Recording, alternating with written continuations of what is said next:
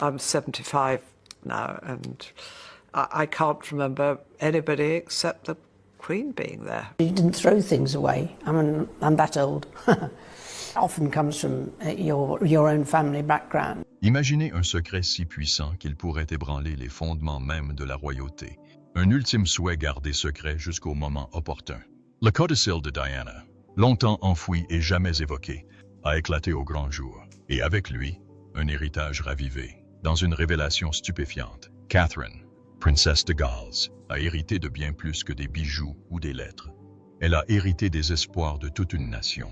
La monarchie est désormais divisée, prise entre la tradition et un destin écrit par le cœur du peuple. Camilla, prise de court et furieuse, sent les murs se refermer sur elle tandis que l'histoire se réécrit sous ses yeux. Ce n'est pas un conte de fées. C'est une bataille d'esprit, de loyauté et d'amour. Et au cœur de celle-ci, l'écho de Diana perdure, façonnant à jamais l'avenir de la couronne. La révélation choquante. Il pensait que l'héritage de Diana était depuis longtemps scellé, enfermé dans un coffre de souvenirs douloureux et de secrets bien gardés. Mais le destin, semble-t-il, en avait décidé autrement. Il y a quelques semaines à peine, un codicille juridique poussiéreux, un addendum dont personne n'imaginait l'existence, est sorti des archives. Des archives récemment publiées montrent que les responsables britanniques ont rédigé un discours. Une dernière instruction de la princesse du peuple. Au lieu de faire don de ces précieuses lettres, journaux intimes et objets de famille à ses fils ou à la couronne, Diana avait discrètement choisi de les transmettre à une femme qu'elle n'avait jamais rencontrée de son vivant, Catherine, princesse de Galles. Lorsque la nouvelle éclata au palais, un silence glacial s'abattit sur les salles dorées. Les laquais échangèrent des regards inquiets, les courtisans retinrent leur souffle, et le roi Charles, paraît-il, resta figé. Car dans cette unique clause secrète, Diane avait parlé d'outre-tombe. Ce fut un coup de foudre royal, qui allait bouleverser les loyautés et révéler des ressentiments que personne ne voulait voir.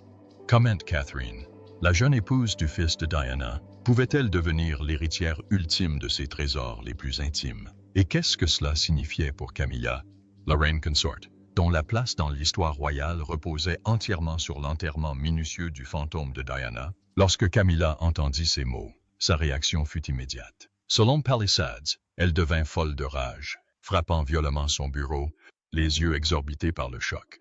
Une vie de lutte pour effacer la mémoire de Diana, anéantie en un instant. Diana avait fait son choix, et le message était indéniable. Catherine, et non Camilla, était la femme que Diana souhaitait comme successeur spirituel, et la monarchie ne serait plus jamais la même. Le souhait secret de Diana. Diana, la bien-aimée princesse de Galles, était une experte en subtilité.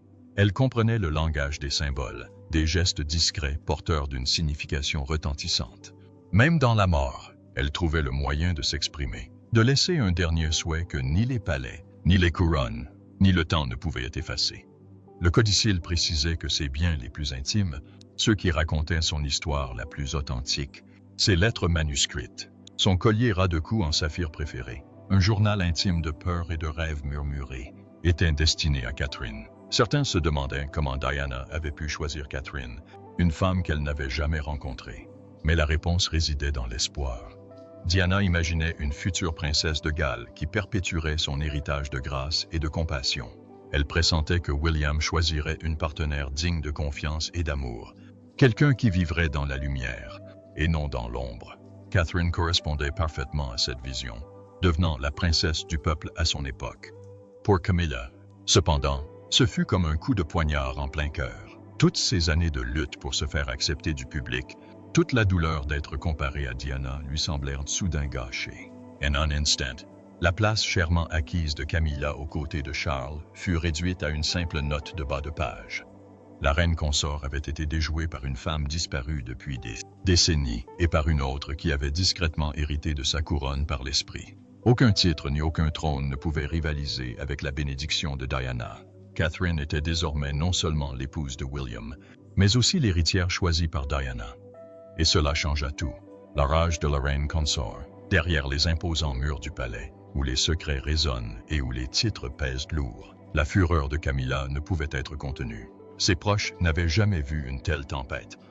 Elle claqua un vase contre l'âtre, un bruit si aigu qu'il réduisit au silence même les plus fidèles serviteurs. Des années de lutte, passé à ravaler le mépris du monde, tout cela s'effilocha d'un coup de chiffon sur une page de droit poussiéreuse. Camilla s'était battue pour sortir de l'ombre de Diana, avait enduré des décennies à être cataloguée comme la méchante, la briseuse de ménage, l'usurpatrice. Elle croyait enfin avoir consolidé sa place de reine consort, portant la couronne avec une confiance fragile. Mais cela, c'était comme un coup de poignard transperçant cette pièce fragile. La dernière volonté de Diana, venue d'outre-tombe, avait transmis à Catherine ses biens les plus précieux, son héritage lui-même. Ce faisant, Diana avait clairement indiqué qui, selon elle, était digne de poursuivre ses rêves. Catherine, et non Camilla. Les rumeurs à la cour avaient commencé avant même que l'encre ne sèche. Comment la reine consort pourrait-elle se remettre de cette humiliation? Comment pourrait-elle régner sur le cœur d'une nation alors que Diana avait choisi quelqu'un d'autre pour hériter de son amour? Les assistants de Camilla la trouvèrent arpentant ses appartements, en transe, murmurant que Catherine lui avait volé tout ce pour quoi elle s'était battue. Mais Catherine n'avait rien volé. Elle était simplement devenue le genre de femme que Diana avait été autrefois, adorée, respectée et irréprochable. Et aux yeux de Camilla, c'était la plus profonde des trahisons. La guerre que Diana avait déclenchée contre son héritage venait de se rallumer, et Camilla se retrouva sans défense, le palais en émoi. La révélation du codicille déchira le palais tel un ouragan silencieux, ébranlant ses fondations. Les courtisans s'efforcèrent de gérer les conséquences, publiant des déclarations soigneusement formulées et s'efforçant désespérément de contrôler les gros titres. Mais rien ne put atténuer le choc. Diana s'était exprimée d'outre-tombe avec une clarté qu'aucun décret royal ne pouvait taire.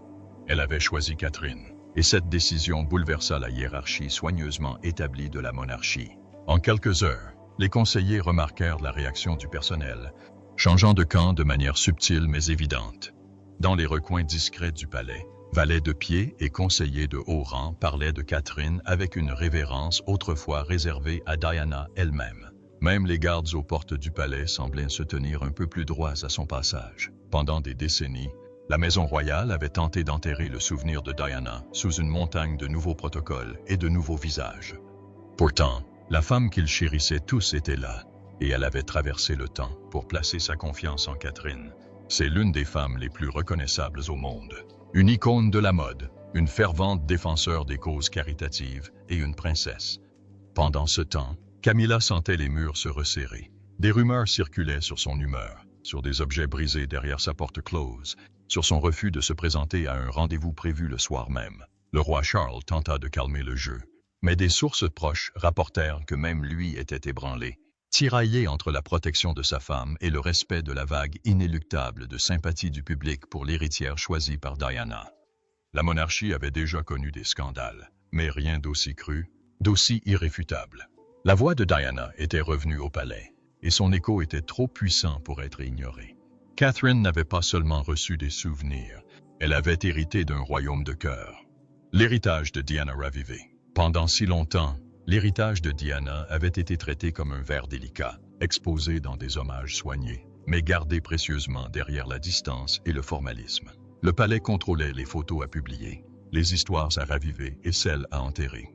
Mais ce codicille a brisé toute cette gestion minutieuse, allumant un incendie que personne ne pouvait contenir. Le public s'est emparé de la révélation avec une ferveur dévorante, inondant les réseaux sociaux de souvenirs de la grâce et du courage de Diana. Des hashtags proclamant Jeanne Reine, Catherine et John véritables héritières de Diana, se sont répandus en quelques heures. Dans les parcs, dans les magasins, même parmi les écoliers, on parlait de Catherine comme si Diana l'avait couronnée en personne. Le pouvoir symbolique était immense. Diana avait souffert, perdu, mais grâce à Catherine, elle triompherait. Ses rêves et ses valeurs se perpétuèrent sans distorsion. Catherine était perçue comme pure, sans tache, jamais manipulatrice, digne porteuse du flambeau de la princesse de Galles. Même ceux qui avaient autrefois douté d'elle se retrouvèrent désormais derrière elle. C'était un conte de fées devenu réalité. La princesse invincible, choisie par l'esprit de la seule femme qui avait véritablement compris le poids de l'amour royal. Camilla, quant à elle, se retrouvait propulsée sous un feu des projecteurs peu flatteurs. De vieilles blessures se rouvraient, de vieux murmures revenaient. La voix de Diana, autrefois réduite au silence par la tragédie, avait retenti assez fort pour éclipser chaque pas de Camilla vers l'acceptation. Au fil des jours, Catherine ne se vantait plus. Elle marchait parmi la foule avec un sourire doux, honorant silencieusement la femme dont elle avait hérité la confiance. Cette grâce à elle seule la rendait encore plus vénérée par le public, et Camilla se sentait encore plus seule. L'héritage dévoilé. Quelques jours après la révélation du codicille, les archivistes du palais déballèrent soigneusement les objets que Diana avait mis de côté pour Catherine. Un silence régnait à la sortie de chaque pièce de son enveloppe protectrice. Un collier à 2 coups en saphir et diamant offert à Diana par la reine-mère, des lettres manuscrites empreintes d'émotions brutes et sans filtre, et un journal intime relié en cuir relatant des rêves que Diana ne vécut jamais assez longtemps pour se réaliser. Il ne s'agissait pas d'objets de famille ordinaires. C'était l'âme de Diana incarnée, les vestiges d'une femme qui avait changé la monarchie à jamais. Le pouvoir de ces objets était indéniable et le message encore plus clair. Catherine devait les perpétuer, les protéger et, peut-être, les transmettre un jour à sa propre fille. Pour Catherine, ce moment fut bouleversant. Des témoins ont décrit comment elle serrait contre son cœur une lettre de Diana, les larmes coulant sans jamais retomber. Symbole de grâce sous la pression. C'était comme si les générations s'étaient donné la main à travers le temps. Pendant ce temps, Camilla entendait chaque détail par l'intermédiaire de conseillers discrets qui n'osaient pas tempérer la nouvelle. Savoir que les biens les plus intimes de Diana, des objets qui auraient pu être des pièces de musée ou des reliques royales, avaient été confiés à Catherine et non à Camilla était perçu comme une condamnation définitive. L'image de Camilla, déjà fragile, vacillait sous le poids de l'opinion publique. Comment pouvait-elle rivaliser avec la bénédiction de Diana, une bénédiction si puissante que, même des décennies plus tard, elle pouvait réduire au silence toute la maison royale? Tandis que Catherine acceptait les trésors de Diana avec une dignité tranquille, le peuple regardait avec admiration, convaincu plus que jamais que le véritable héritage de Diana avait choisi son gardien légitime. Le verdict du peuple. La monarchie avait toujours dépendu de la loyauté du public. Sans la foi du peuple, ces brillantes traditions ne signifiaient rien. Et maintenant, les souhaits secrets de Diana révélés. Le peuple avait exprimé ses sentiments avec une clarté irréfutable.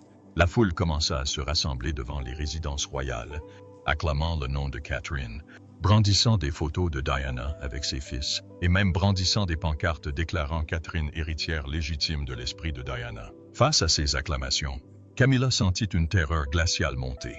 Elle avait travaillé sans relâche pour gagner l'acceptation, pour passer du statut de maîtresse méprisée à celui de reine consort. Mais le codicille de Diana brisa cette fragile illusion. Catherine n'était pas seulement l'épouse de William, elle était l'élue de Diana, une successeur spirituelle consacrée dont la popularité ne pouvait être éclipsée par aucun protocole. Les commentateurs des émissions matinales ont débattu des intentions de Diana, louant la parfaite adéquation de Catherine avec la vision d'une reine moderne et bienveillante. Les réseaux sociaux ont explosé d'images côte à côte de Diana et de Catherine, témoignant de leur grâce commune, de leur présence douce et de leur dévouement à des causes plus grandes qu'elles. C'était un récit trop puissant pour être remis en question, même pour une reine. À l'intérieur du palais, les membres du personnel modifièrent discrètement leur allégeance. Leurs paroles envers Catherine se firent plus chaleureuses, leur déférence plus manifeste, comme si Diana elle-même les avait commandées. Camilla observait tout cela, s'efforçant de garder un sourire pour les photographes, tandis que la vérité la rongeait. Elle était reine de titre, certes, mais Catherine était devenue reine d'esprit, couronnée non pas de joyaux, mais de confiance. Le dernier souhait de Diane était devenu un ordre du peuple, et Catherine était désormais au cœur de l'avenir de la monarchie. Aucun édit royal ne pouvait changer la situation. Un royaume divisé entre les murs du palais, une guerre silencieuse commençait à se préparer. La loyauté, monnaie d'échange la plus précieuse dans les cercles royaux, commença à se fendre. Certains soutenaient encore Camilla, déterminée à protéger le fragile règne de la reine consort, et d'autres se sentaient attirés par Catherine, la femme consacrée spirituellement par Diana elle-même. Personnel, conseillers et même cousins éloignés chuchotaient dans un coin, calculant où leur avenir serait le plus sûr. Le roi Charles tenta de stabiliser la famille, déterminé à préserver l'unité. Mais le courant sous-jacent était impossible à ignorer. Le codicille de Diane avait tracé une ligne que personne ne pouvait ignorer. Catherine avait hérité de quelque chose de bien plus précieux que des bijoux ou des lettres. Elle avait hérité de l'autorité morale de Diana, de sa place dans le cœur de la nation. Camilla, quant à elle, sentait son emprise se relâcher chaque jour. Les engagements autrefois ponctués d'applaudissements polis semblaient désormais plus froids, plus répétés. Les journalistes posaient des questions embarrassantes sur le testament de Diana, tandis que Catherine bénéficiait d'une couverture médiatique élogieuse, même pour le plus petit acte de gentillesse. Le contraste était humiliant, et Camilla en souffla comme un couteau dans la plaie. Au fil des jours, Catherine continua d'avancer avec un calme serein, sans jamais se vanter ni exiger. Elle participait à des œuvres caritatives, saluait les soldats, tenait la main des enfants malades, et le peuple l'adorait pour cela. Chaque geste délicat rappelait Diana, la princesse qui avait touché les cœurs du monde entier. Dans ces moments de silence, Catherine prouva que le choix de Diana n'était pas une erreur. La monarchie elle-même semblait désormais divisée entre une reine couronnée par la loi et une reine couronnée par l'amour. Et bientôt, cette division ne put plus être ignorée. Le fantôme dans la pièce. Malgré tous les efforts du palais pour contrôler le récit, la présence de Diana refusait de s'estomper. C'était comme si son esprit était revenu errer dans les couloirs dorés, rappelant à chacun une histoire d'amour interrompue, une couronne refusée. Chaque évocation du codicille portait la voix de Diana, résonnant dans chaque couloir de marbre et sur chaque miroir poli. Pour Camilla, ce fut un véritable cauchemar. Elle avait cru autrefois que l'héritage de Diana pourrait être enseveli sous de nouvelles traditions, de nouveaux portraits et de nouvelles cérémonies. Mais cette illusion avait été brisée. Diana avait choisi Catherine, et aucun faste ne pouvait l'effacer. La colère de Camilla couvait dangereusement, selon des sources proches du palais. Elle se sentait privée de sa paix, de sa fragile acceptation, du lieu pour lequel elle avait tant sacrifié. Certains assistants ont rapporté qu'elle refusait même de regarder Catherine lors de brèves rencontres, reconnaissant à peine sa présence. Catherine, quant à elle, faisait preuve d'une grâce remarquable. Elle n'affichait pas son héritage et ne se délectait pas du malaise de Camilla.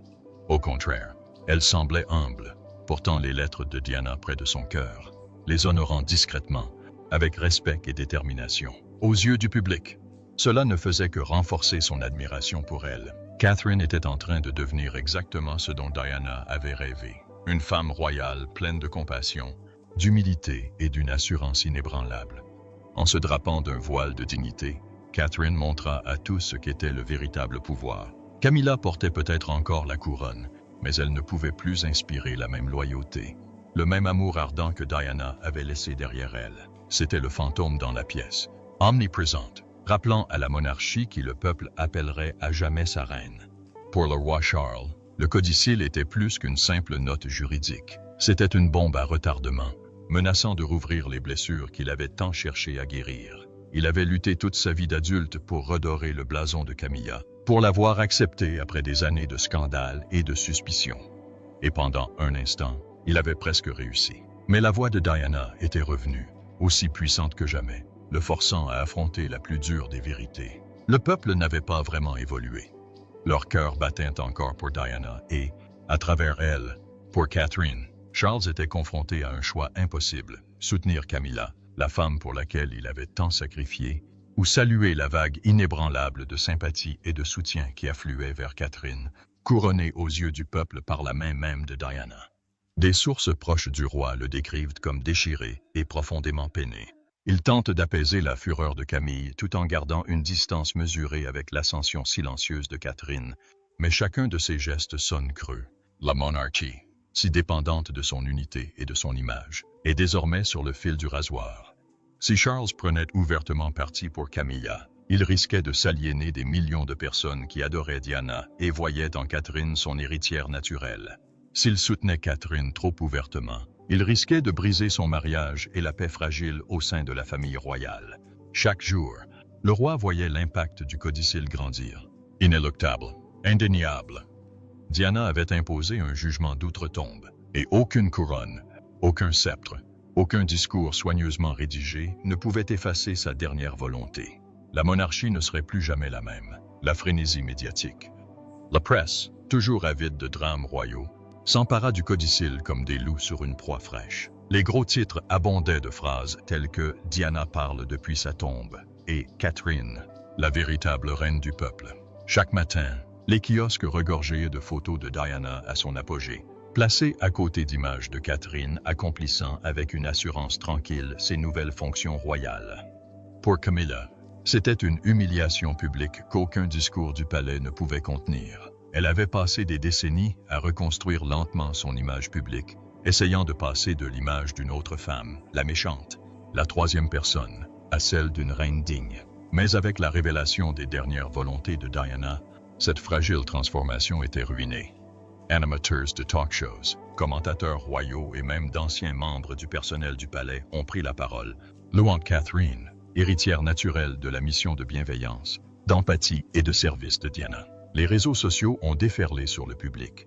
Des milliers de personnes partageant d'anciennes vidéos de Diana réconfortant un enfant en pleurs ou serrant la main de malade du sida, traçant ainsi un parallèle direct avec les actes de compassion contemporains de Catherine. Les défenseurs de Camilla ont tenté de s'exprimer, rappelant au public son action caritative et sa loyauté envers le roi, mais leurs voix ont été étouffées par le raz-de-marée de nostalgie et d'amour pour Diana.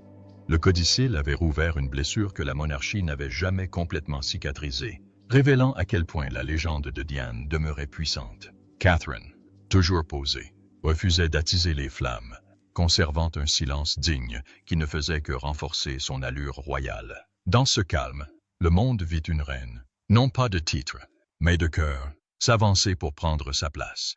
Et Camilla ne pouvait qu'observer l'histoire se réécrire autour d'elle, la force tranquille de Catherine. Tandis que le monde explosait d'opinion, Catherine restait impassible.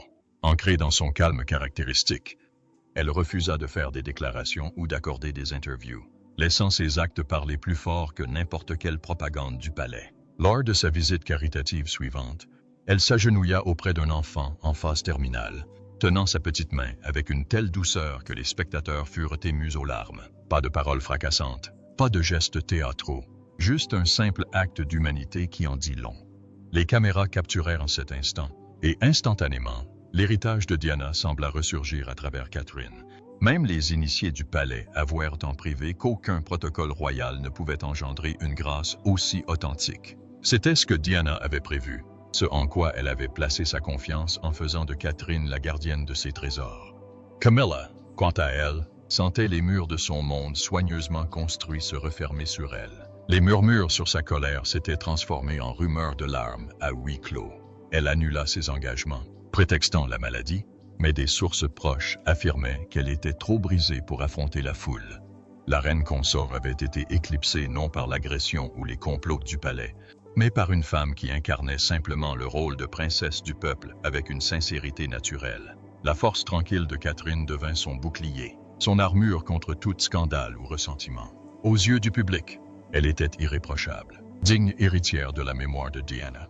Camilla avait peut-être la couronne, mais Catherine possédait quelque chose de bien plus puissant, le cœur collectif d'une nation. Et comme Diana l'avait toujours su, cette loyauté ne pouvait jamais lui être retirée, même par une reine. Le couronnement silencieux.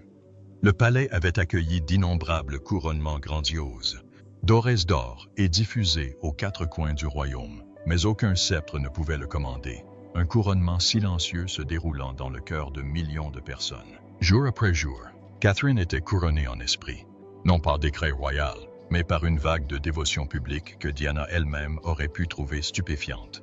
La foule a attendu des heures sous la pluie, juste pour l'apercevoir. Les enfants ont fait des dessins de la reine Catherine, les brandissant fièrement à son passage. Les observateurs royaux âgés, qui avaient autrefois adoré Diana, voyaient désormais Catherine comme le pont vivant vers sa mémoire. Tout cela se déroulait sous les yeux de Camilla. Derrière les rideaux du palais, le cœur serré à chaque gros titre, à chaque chant, à chaque regard plein d'espoir tourné vers Catherine. La reine consort avait autrefois cru que survivre au scandale de Diana lui garantirait une place sûre dans l'histoire. Mais c'était sans compter sur le dernier souhait de Diana, un souhait si puissant qu'il réécrivit l'histoire elle-même. Même Charles semblait ressentir le changement, murmura certaines sources.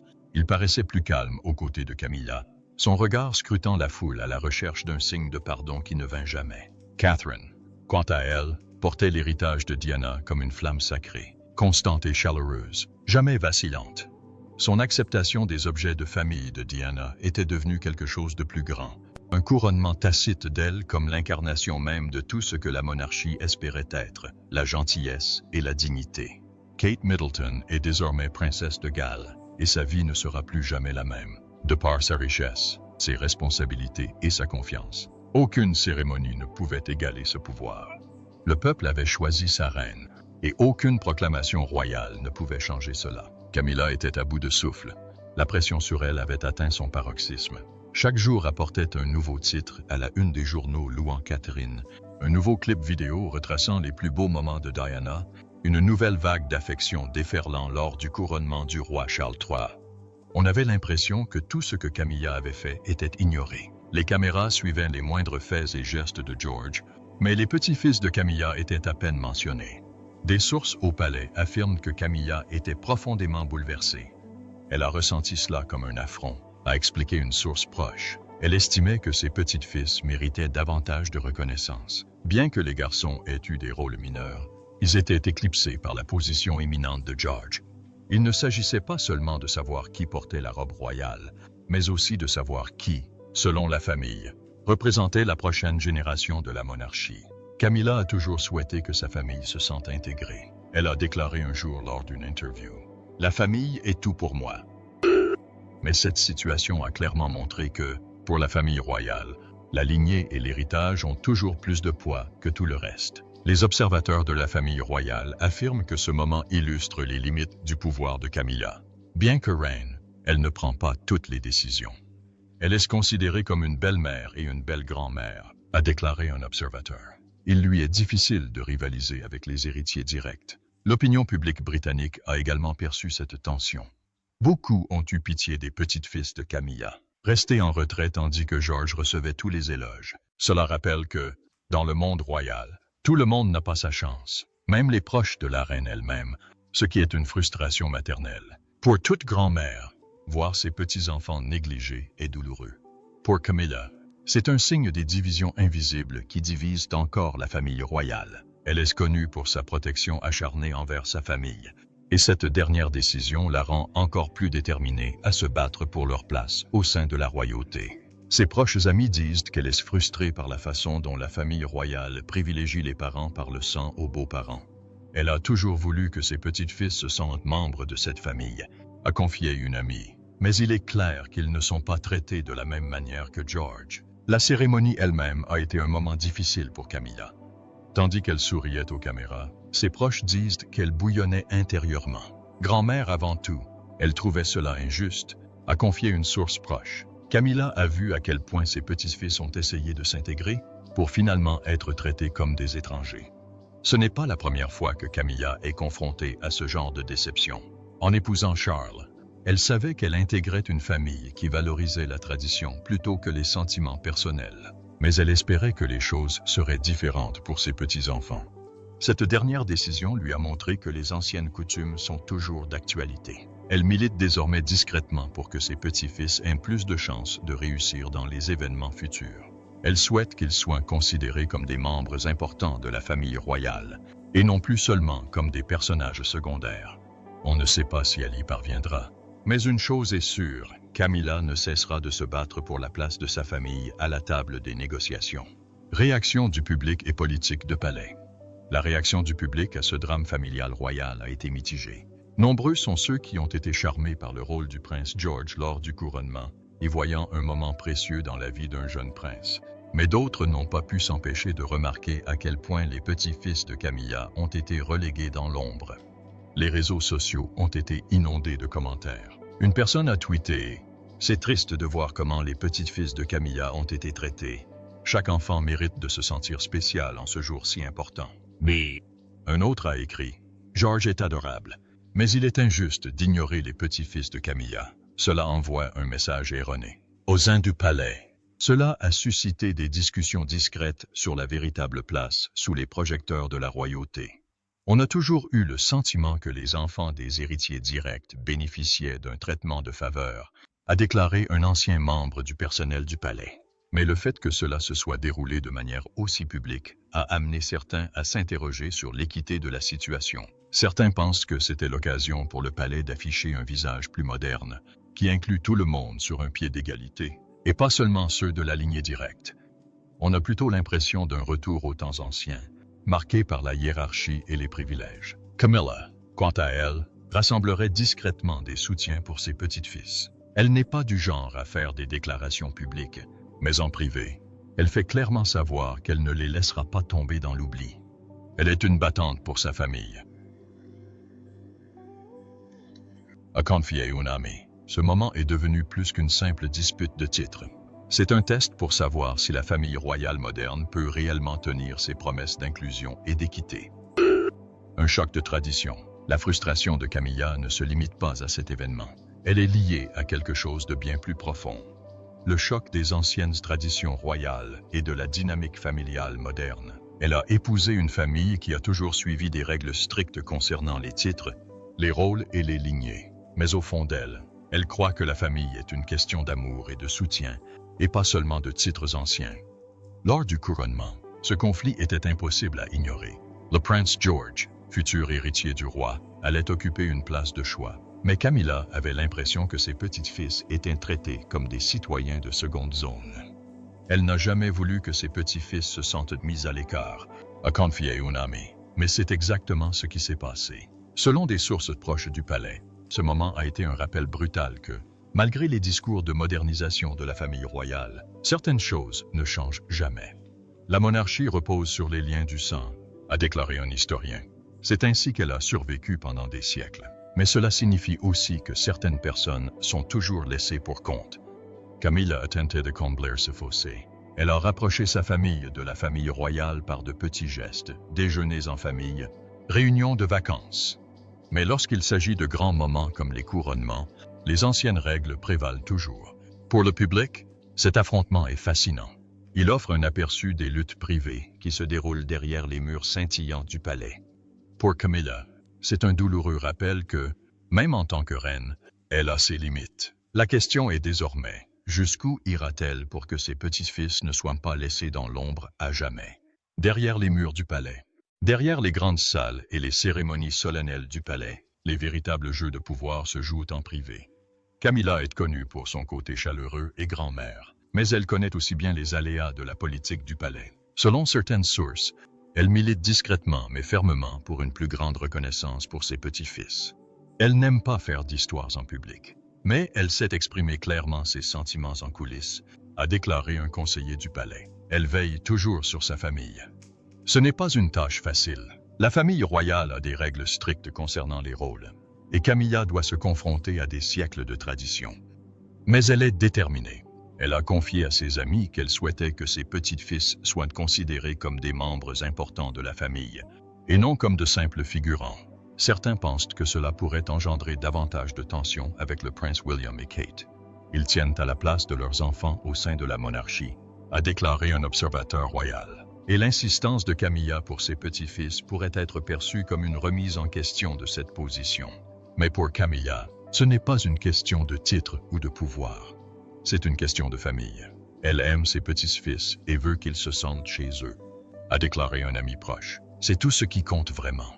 Mais le palais tente de maintenir le calme, mais la tension est toujours présente. Et pour le public britannique, cela rappelle que même la famille royale a ses propres drames familiaux. Et ils ne se résolvent pas toujours d'un simple salut du balcon, dans la lutte pour la sympathie du public. À mesure que la nouvelle du rôle du prince George lors du couronnement se répandait, les rumeurs selon lesquelles les petits-fils de Camilla seraient oubliés se répandaient. Les réseaux sociaux regorgeaient de commentaires, certains se rangeant du côté de la tradition, tandis que d'autres s'apitoyaient sur le sort des garçons. Les amis proches de Camilla observaient la scène avec espoir et prudence. Elle sait que l'opinion publique compte, a déclaré un ami. C'est sa seule véritable arme dans un système qui privilégie encore les liens du sang aux beaux-parents. Camilla a toujours entretenu une relation compliquée avec le public britannique. Lorsqu'elle a rejoint la famille royale, elle était présentée comme l'autre femme, celle qui a perturbé un mariage de conte de fées. Mais au fil du temps, elle a gagné un certain respect pour sa loyauté et sa force tranquille. Aujourd'hui, ses petits-fils étant mis à l'écart, elle espère que le public découvrira son côté plus doux et grand-mère. Elle a toujours affirmé que la famille était primordiale, a confié une source proche, et elle pense que les gens le comprendront. C'est un geste calculé, pas une provocation ouverte, mais une douce incitation à l'empathie. De leur côté, les experts royaux s'empressent de souligner que si le rôle de George était attendu depuis toujours, la façon dont il a éclipsé la famille de Camilla a été une occasion manquée. La monarchie aurait pu montrer qu'elle était une famille moderne en donnant à chacun sa place, a déclaré un historien royal. Au lieu de cela, on a eu l'impression que c'était la même histoire. Pour Camilla, c'est un moment délicat. Elle a appris à survivre dans une famille qui ne laisse pas toujours de place aux étrangers. Aujourd'hui, elle utilise cette aptitude pour riposter avec douceur. La bataille pour la sympathie du public est engagée, et c'est peut-être le seul moyen d'éviter que ses petits-fils ne disparaissent à jamais. Les tensions familiales s'accentuent. Chaque jour qui passe montre clairement qu'il ne s'agit pas d'un simple problème familial. Cela crée de véritables tensions au sein du palais. Le prince William et Kate sont connus pour leurs fervents défenseurs du rôle de leurs enfants. Ils considèrent la place du prince George au sein de la monarchie comme naturelle et légitime. George est l'héritier, a déclaré une source royale. Ce n'est pas une question de favoritisme, c'est une question d'histoire. Mais Camilla voit les choses différemment. Pour elle, c'est un rappel que, malgré tous ses efforts pour s'intégrer, certaines portes restent fermées. Elle a confié à des amis qu'elle avait le sentiment que ses petits-fils seraient toujours considérés comme des étrangers. A confié une source, et ce sentiment est quelque chose qu'elle ne peut ignorer. Des proches de la famille affirment que des discussions discrètes ont eu lieu sur la suite des événements. C'est une ligne de conduite délicate, a déclaré un ancien conseiller du palais. Il ne faut pas donner l'impression de s'opposer à la famille du futur roi. Mais vous voulez aussi défendre vos propres intérêts. Les garçons eux-mêmes sont pris entre deux feux. Ils sont jeunes et ne comprennent probablement pas pleinement le contexte politique qui les entoure. Mais ils ont vu la différence. Le prince George était au premier plan, tandis qu'eux étaient impoliment tenus à l'écart. Pour Camilla, il ne s'agit pas de voler la vedette. Il s'agit de s'assurer que ses petits-fils savent qu'ils comptent aussi. Elle ne veut pas qu'ils aient l'impression d'être là juste pour le spectacle. A dit une amie, elle veut qu'ils se sentent à leur place.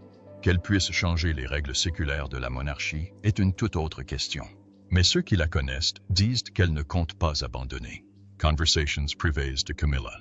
Loin des regards du public, Camilla a eu des conversations discrètes avec le roi Charles III au sujet de ses petits-fils. Elle est très prudente, a déclaré une source au palais. Elle sait combien la situation est délicate et elle ne veut pas faire de scandale. Mais elle a clairement fait savoir qu'elle souhaitait que sa famille se sente partie intégrante du monde royal. Charles est réputé pour être compréhensif. Il a toujours cherché à allier tradition ancienne et modernité. Mais il est également conscient qu'il ne peut pas simplement renverser des siècles de hiérarchie royale. Il aime sa femme et respecte ses souhaits, a déclaré un ami du roi. Mais il sait aussi que le rôle de George est gravé dans le marbre. Camilla essaie de marcher sur la corde raide. Elle ne veut pas paraître trop insistante, mais elle ne peut pas non plus rester les bras croisés. Elle a toujours su adopter une approche douce, a confié une source proche. Elle sait exprimer clairement ses sentiments sans provoquer de scandale. Pour Charles, c'est un exercice d'équilibre délicat. Il veut soutenir Camilla, mais il doit aussi penser à l'avenir de la monarchie. Il ne s'agit pas d'un seul événement, a déclaré un expert royal. Il s'agit du message que vous envoyez sur qui a sa place et qui n'en a pas. En tant que reine, Camilla occupait une position unique. Elle n'est pas seulement une épouse, c'est une mère et une grand-mère. Et c'est cela, plus que tout autre titre, qui la motive. Elle est déterminée à ne pas oublier sa famille, a confié une amie, même si cela implique d'avoir des conversations difficiles à huis clos. La détermination d'une grand-mère. Camilla a toujours été connue pour son calme et sa grâce en public. Mais ceux qui la connaissent bien disent qu'elle fait preuve d'une détermination discrète dans les affaires familiales. Elle n'est pas du genre à crier ni à faire des histoires, a confié une amie proche. Mais quand elle croit en quelque chose, elle ne recule pas. Dans ce cas précis, sa détermination est entièrement tournée vers ses petits-fils. Elle a vu combien il peut être difficile de se sentir exclu, surtout dans une famille qui valorise les liens du sang et les traditions. Elle a répété à maintes reprises que la famille ne se résume pas au sang, a confié une source proche du palais. C'est une question d'amour et de soutien. Elle souhaite que ses petits-fils ressentent cela. Cette détermination a donné lieu à des discussions difficiles, mais confidentielles, au palais. Elle a clairement fait savoir à Charles que cela lui tenait à cœur, a déclaré une source royale. Elle ne réclame ni titre ni privilège. Elle veut simplement qu'ils se sentent inclus. Certains au palais voient ses efforts comme une petite rébellion contre les anciennes coutumes. Ce n'est pas quelque chose qui provoquerait une crise, mais cela fait assurément des vagues, a déclaré une assistante. Et c'est parce qu'elle s'en soucie. Pour Camilla, Il ne s'agit pas seulement de titres et de rôles. Il s'agit de donner à ses petits-fils un sentiment d'appartenance au sein d'une famille parfois froide et formelle. Et pour le public qui assiste à ce spectacle, c'est un rappel que même dans les familles les plus traditionnelles, l'amour et l'acceptation comptent toujours plus que les règles ancestrales. La question demeure, la détermination discrète d'une grand-mère peut-elle réellement changer la vision de la famille au sein de la monarchie? Ou ces vieilles traditions auront-elles toujours le dernier mot? Des experts royaux se prononcent. Alors que Camilla réclame discrètement plus de reconnaissance pour ses petits-fils, les experts royaux suivent la situation de près. C'est un de ces moments qui en disent long sur le fonctionnement de la monarchie, a déclaré un historien qui suit la famille royale depuis des décennies. Il ne s'agit pas seulement de savoir à qui revient un titre, il s'agit de trouver un équilibre entre tradition et vie de famille. De nombreux experts s'accordent à dire que ce n'est pas un problème facile à résoudre. Le rôle du prince George est clair, a déclaré un commentateur royal. Il est l'héritier. Ça a toujours été comme ça. Mais la question est de savoir comment faire en sorte que les autres se sentent eux aussi partie prenante de l'histoire familiale. Certains citent d'autres familles royales européennes qui ont trouvé le moyen d'inclure des parents par alliance et des familles recomposées dans les grands moments. Ce n'est pas impossible, a déclaré un historien royal. Il suffit d'une certaine volonté d'adaptation. Mais tout le monde ne pense pas que l'initiative de Camilla réussira. La monarchie britannique a survécu en respectant ses règles, a déclaré un biographe royal. Et cela signifie que certaines personnes seront toujours laissées pour compte. Camilla, cependant, semble prête à au moins essayer. Elle a vu comment l'opinion publique peut changer les choses. Comment ce qui se passe en privé peut soudainement faire la une des journaux. Et c'est pourquoi elle avance pas à pas son argumentaire discret. Pour la famille royale, c'est l'occasion de montrer si elle se modernise réellement. Aussi, au fond, c'est toujours la même vieille histoire de lignée et d'histoire qui prime. Pour le public, c'est un aperçu fascinant des coulisses du palais. Et cela rappelle que même dans les familles les plus prestigieuses et les plus puissantes, les mêmes questions d'amour, de loyauté et d'appartenance persistent. L'impact sur les jeunes membres de la famille royale. Pendant que les adultes débattent des titres et des rôles, les plus jeunes membres de la famille observent et apprennent. Le prince George, bien sûr, est trop jeune pour comprendre pleinement l'importance de son rôle. Mais il sait qu'il est spécial. Il est traité comme un petit roi en devenir, a déclaré un proche du palais. Tout le monde sait qu'il représente l'avenir. Pour les petits-fils de Camilla, la situation est différente. Ils ont à peu près le même âge que George et jouent ensemble lorsque les familles se réunissent. Mais même les jeunes enfants sentent qu'ils ne sont pas vraiment impliqués dans l'histoire. Les enfants perçoivent ces choses, a déclaré un ami de la famille. Ils voient qui attire l'attention, qui est sur les photos. Camilla s'inquiète de l'impact que cela aura sur eux à mesure qu'ils grandiront. Elle a toujours dit qu'elle ne voulait pas qu'ils se sentent comme des seconds choix, a confié une amie de la famille. Elle souhaite qu'ils se sentent aussi aimés et valorisés que n'importe quel enfant royal. Ce n'est pas seulement une question de titre. Il s'agit de ce que ces jeunes enfants emportent avec eux en grandissant. Dans une famille où le devoir et l'image comptent tant, se sentir à la limite peut avoir un impact réel. C'est pourquoi Camilla insiste discrètement mais fermement. Elle sait combien c'est important, même si personne d'autre au palais ne semble en parler. Et pour les jeunes membres de la famille royale, ces premières leçons sur la famille et l'appartenance les accompagneront pendant des années. S'il y a une chose que la famille royale sait, c'est que la perception du public peut tout influencer. Camilla le comprend mieux que quiconque. Elle a passé des années à passer du statut de figure controversée à celui de reine respectée pour sa dignité et sa loyauté. Elle espère désormais que la sympathie du public aidera ses petits-fils à trouver leur place au sein de la royauté. Elle a constaté avec quelle rapidité le public peut changer d'avis, a déclaré une source proche du palais. Elle pense que si ses petits-fils sont considérés comme faisant partie de la famille royale, il sera plus difficile pour le palais de les ignorer. Un léger changement a déjà été observé. Les réseaux sociaux regorgent de messages de soutien à Camilla et à sa famille. Il est injuste de laisser de côté ses petits-fils, a écrit un utilisateur. Eux aussi font partie de sa vie. Leurs voix peuvent paraître anodines, mais à l'ère de l'actualité instantanée et des moments viraux, elles comptent. Les observateurs de la famille royale estiment que cela pourrait marquer un tournant. La monarchie a toujours eu pour objectif de gérer son image, a déclaré un commentateur royal. Si le public commence à considérer que les petits-fils de Camilla sont traités injustement, Le palais devra réagir. Camilla ne demande ni titre ni cérémonie grandiose. Elle veut juste que sa famille se sente la bienvenue. Elle ne cherche pas à changer l'histoire, à confier un ami.